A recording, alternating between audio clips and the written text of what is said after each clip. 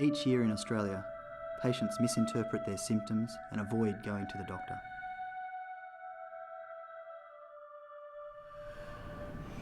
Before we knew about PH, she was like, just wait, I need a breather. I'm short of breath. I pass out if I get too short of breath.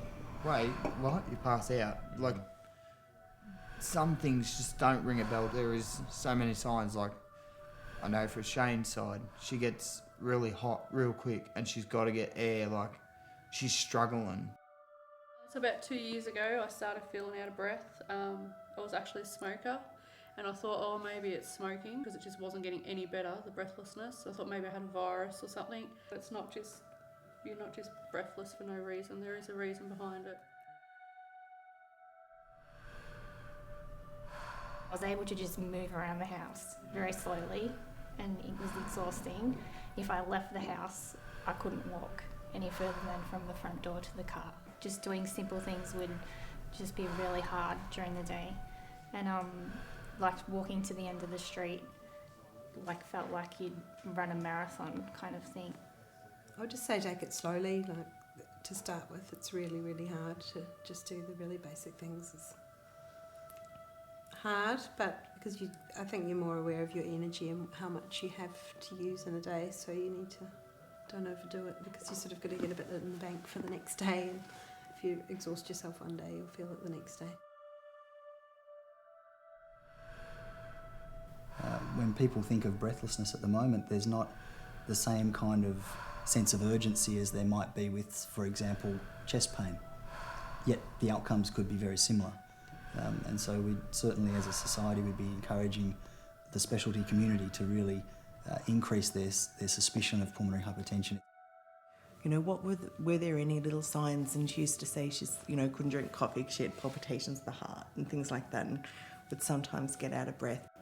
I said, I've got there was chest pain and a sore back, and of course they'd say that's just from breastfeeding, and there's all these, all the symptoms had other excuses. Yeah, she said, I'll find out what's wrong with you, and sent me off for all the scans. Quite often she used to fall over a lot, and if she fell over, I knew she fell over. She was falling asleep, and in the chairs, like she was tired, but they never treated her for tiredness.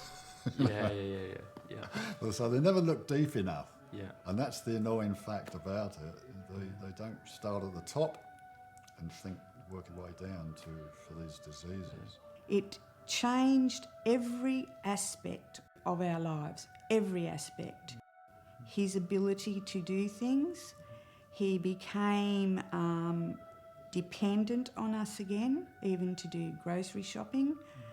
It's not a great big obvious thing, it's all these tiny little things added up.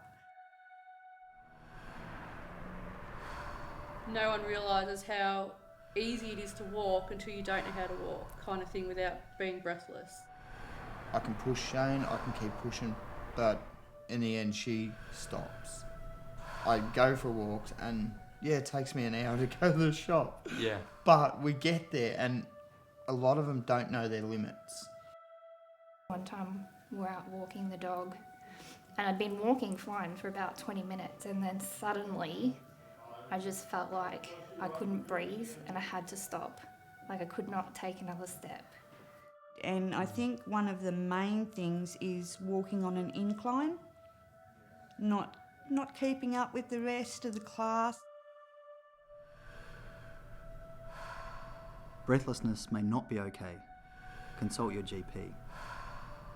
Breathlessness, the symptom of whatever the symptoms are. It could be sore feet through to, a devastating disease like pulmonary hypertension, but whatever it is, as a community, we need to continually ask the questions and don't take no for an answer. We're actually making some good gains, and that'll actually improve patient outcomes even more than what we have over the last 10 years. The earlier the diagnosis, the better the chances are. It can be just a matter of ticking a squat box off, but start with pH in the lung situation. Maybe when people come in being breathless and they are overweight or they are a smoker, It's still a different breathlessness. Instead of sending them off, go and try and lose weight for 6 months when it could actually be doing them more damage. Life does go on and you've got to keep going. Yeah. You don't realise how much you take for granted just being able to breathe. Yeah. Yeah.